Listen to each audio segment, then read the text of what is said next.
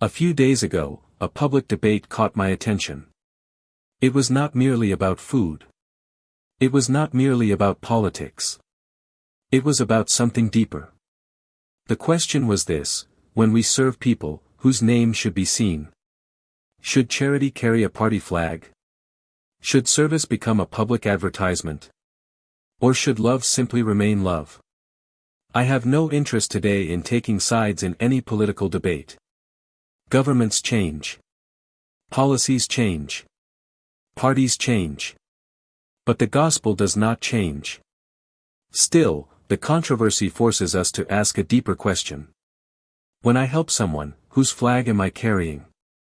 My own? My family's? My organization's? Or the cross of Christ? That is exactly the question Jesus raises in today's gospel.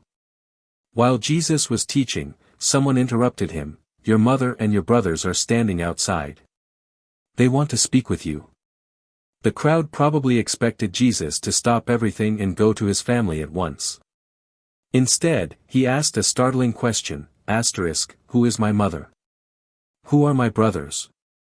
Then he stretched out his hand toward his disciples and said, whoever does the will of my Father in heaven is my brother and sister and mother. At first hearing, these words almost sound harsh. Did Jesus reject Mary? Never. No one honored Mary more perfectly than Jesus himself. In fact, he was revealing why Mary is the greatest disciple. She is not great simply because she gave birth to him. She is great because she surrendered herself completely to God's will, be it done unto me according to your word. Mary became the first member of the new family Jesus was creating, not a family of blood alone, but a family of faith. Jesus is not destroying the family. He is expanding it. He is telling us that the kingdom of God is larger than our surname, larger than our language, larger than our caste, larger than our political party, larger than our nation, larger than every boundary we build. Because the Father's family has no borders. A faith built on relationship. From the very beginning of creation, God never intended us to live alone. It is not good for man to be alone. God created relationship, marriage, family, friendship, community. Our whole faith begins there. That is why Christianity is never merely a religion of commandments. Sometimes we reduce our faith to rules, doctrines, obligations, rituals. But at its heart, Christianity is first a relationship, built on trust, affection, commitment, faithfulness, loyalty, kindness, compassion, mercy, forgiveness, support, protection, encouragement. That is why St. John of the Cross could summarize the entire Christian life in one unforgettable line: at the evening of life, we shall be judged on love. Not on how much we knew. Not on how many titles we carried. Not on how much influence we possessed. But on love. Love is the measure, the examination, the final report card. A love too small. And yet our love often remains very small.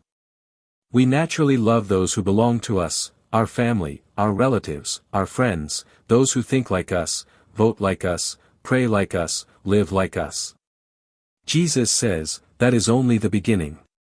God's family is much bigger. I have often noticed something while traveling. Many people keep their own homes beautifully clean, everything arranged, everything shining, every room spotless. But step outside the front gate, plastic on the roadside, garbage in public places. The street belongs to everyone, so no one feels responsible. Isn't that a picture of our spiritual life too? My house is clean. My family is comfortable. My children are safe. But what about God's larger family? The poor child in another neighborhood, the elderly person who dies alone, the migrant worker, the abandoned patient outside a hospital, the lonely neighbor, the refugee, the forgotten. Sometimes we protect our private world while neglecting God's world. Our home becomes a fortress instead of a fountain. Jesus refuses to allow that. He points beyond blood relationships, not because blood is unimportant, but because grace is greater. We often say, blood is thicker than water, and there is truth in that. Family deserves our love. Parents deserve our care. Children deserve our sacrifice. But blood relationships can also become circles of attachment that produce favoritism, partiality, exclusion, my people, my community, my group, my interests. Jesus gently breaks those circles. My family, he says, is everyone who does the Father's will. That is the church, a family born not from biology, but from baptism. #the gift that costs nothing. There is another strange paradox. Human beings usually value what costs them money. If something is expensive, we treasure it. If something is free, we often ignore it. Yet the greatest gift we have ever received cost us nothing: the Holy Spirit, grace, forgiveness, salvation. None of us earned them. Everything was given freely. Perhaps because grace is free, we sometimes fail to appreciate it. But this free gift changes everything. It teaches us that if God has loved us freely, we too must love freely, without calculation, without expecting applause, without seeking recognition. Jesus said, "When you give alms, do not sound a trumpet before you." Real charity does not advertise itself. Real love does not seek publicity. The cross is not a party symbol. The cross belongs to everyone. When Jesus multiplied the loaves, he never asked, "Which party do you belong to?" He simply fed hungry people. A hungry child does not ask who donated the meal. A patient waiting outside an ICU does not first ask which organization cooked the food. Hunger has no political party. Pain has no religion. Tears have no nationality. Love should not have boundaries either. #a family without borders.